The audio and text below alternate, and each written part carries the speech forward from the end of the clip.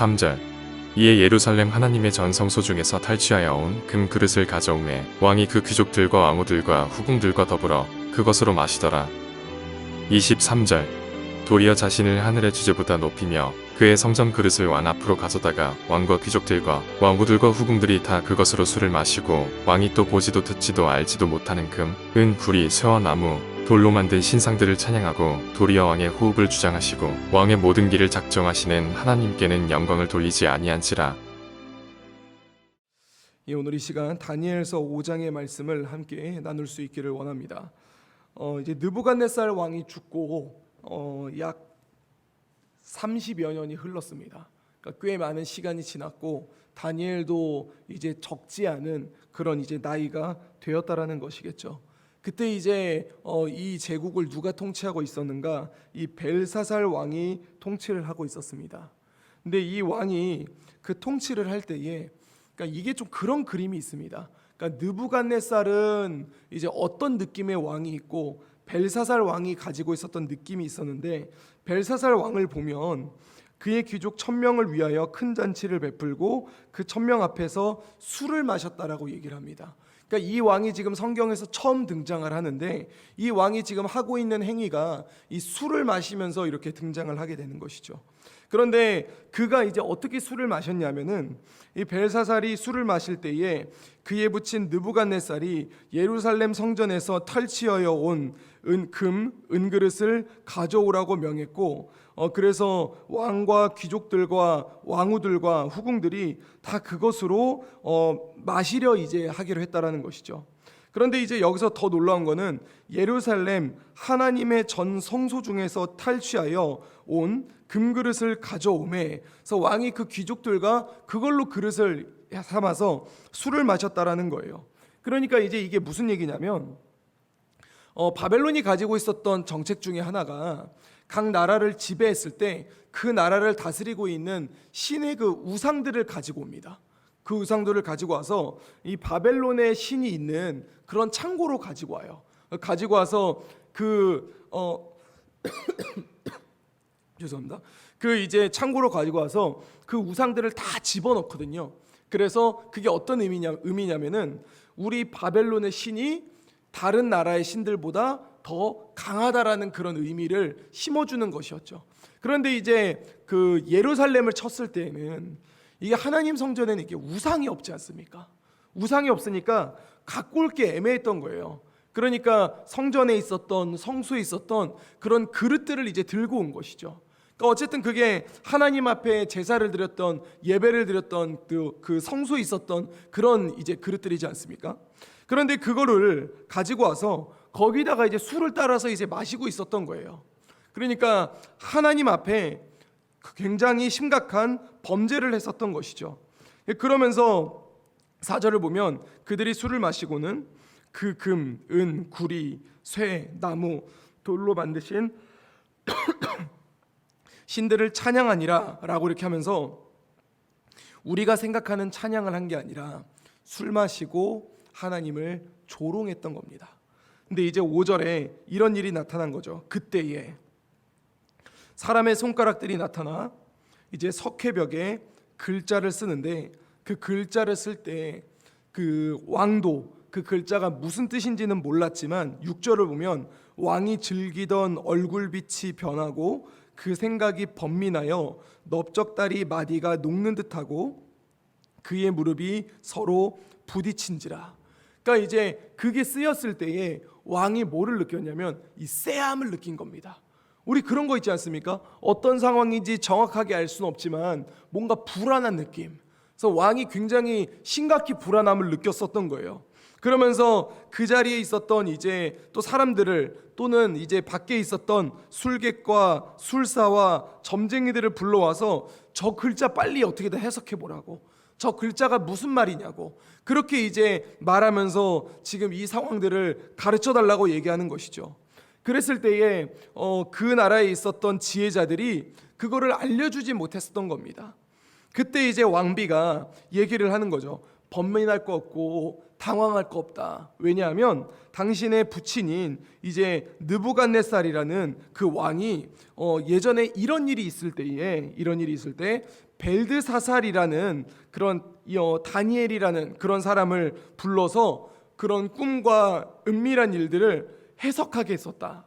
그랬는데 그 다니엘이 와서 그거를 알려줬으니까 그 사람을 불러서 이거를 해석해 달라고 얘기해라 라고 그렇게 얘기를 한 거죠. 그러니까 이제 이 벨사살 왕이 다니엘을 부릅니다. 다니엘을 불러서 너 이거 해석하면 너에게 자주색 옷을 입히고 금사슬에 내 목을 걸어주고 너를 나라의 셋째 통치자로 삼겠다 이렇게 얘기하는데, 다니엘이 이제 그렇게 하지 않으셔도 된다고, 그리고 이제 그러지 않아도 내가 이거에 대해서 해석을 하겠다라고 그렇게 얘기를 하는 거죠. 그러면서 다니엘은 과거에 이제 자신이 모셨던 느부갓네살 왕에 대해서 얘기를 합니다. 이게 한 30년 정도 지나니까 꽤 오랜 기간이지 않습니까?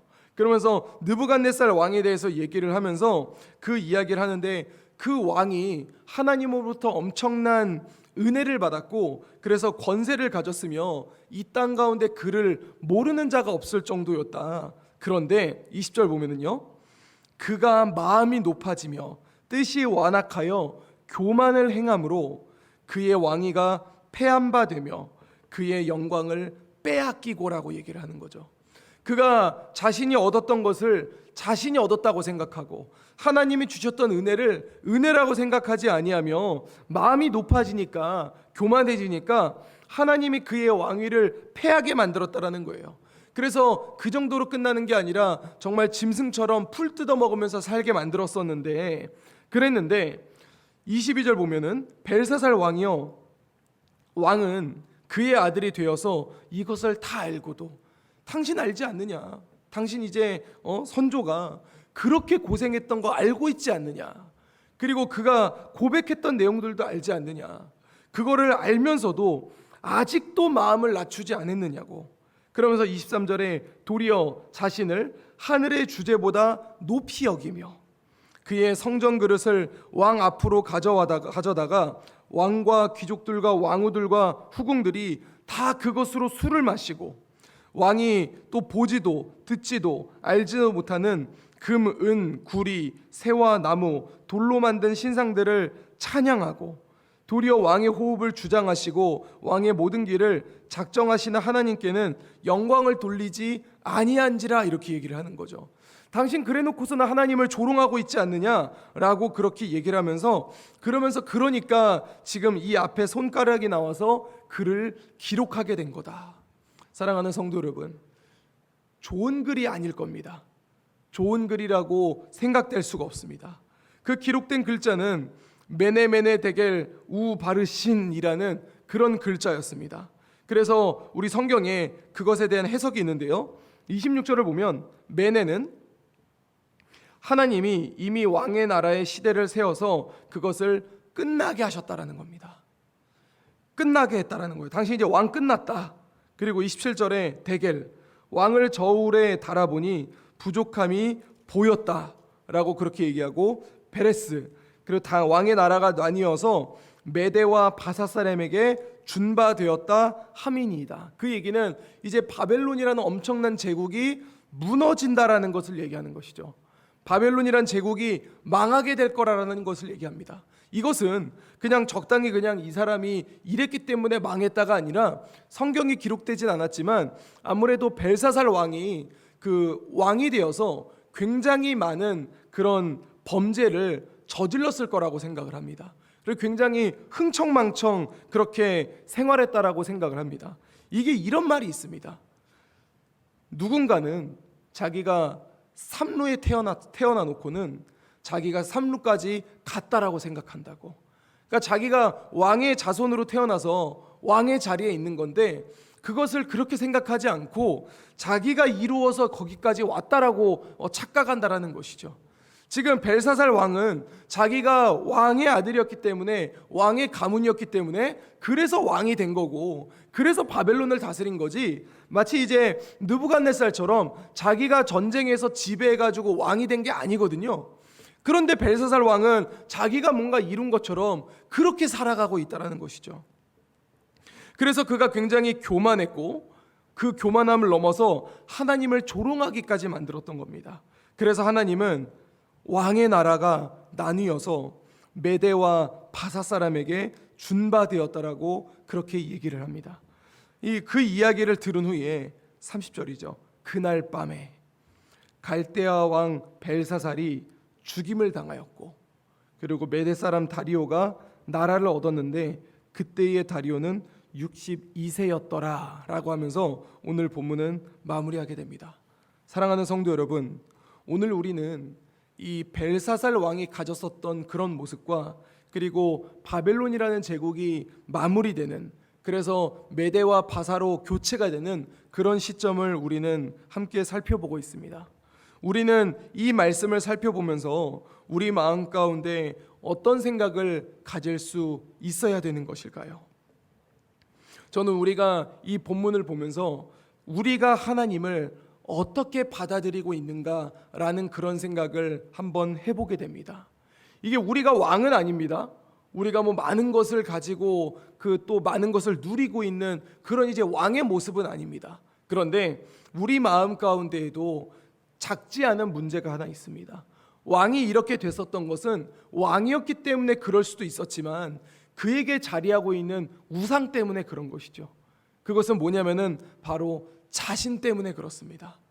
하나님보다 자기가 더 우상이 되고, 거기에 있었던 하나님뿐만이 아니라 다른 나라의 우상들도 있었지만 그들을 조롱하고 있었던 것은 뭐냐면 그들보다 누가 더 우선이었던 거예요? 내가 더 우선이었던 거예요. 내가 더 훌륭한 존재고 내가 더 뛰어났다라고 얘기를 했었던 것이죠. 내가 더 중요했던 겁니다. 그러니까 그렇게 무시할 수가 있었던 것이거든요. 우리 삶을 한번 돌아볼 수 있기를 원합니다.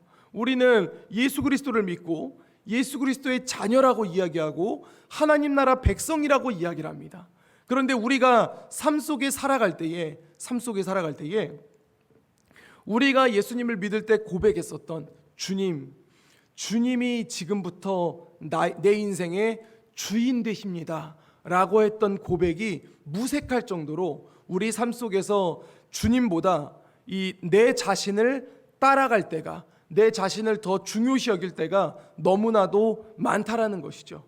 때로는 돈 문제 때문에, 때로는 학업의 문제 때문에, 때로는 자녀의 문제 때문에, 때로는 내 배우자와 내 부모의 문제 때문에 언제든지 하나님을 뒤로하고 내가 더 우선되는 모습들이 우리 안에 있을 수 있다라는 것이죠.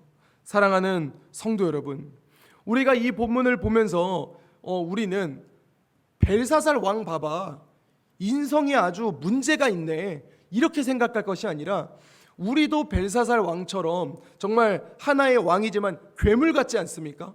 이런 그의 모습이 어디로부터 시작이 되냐면 하나님이 아니라 자신을 왕으로 삼고 자신을 우상으로 삼을 때부터 그게 시작됐다라는 것을 우리가 잊지 말아야 할 줄로 믿습니다.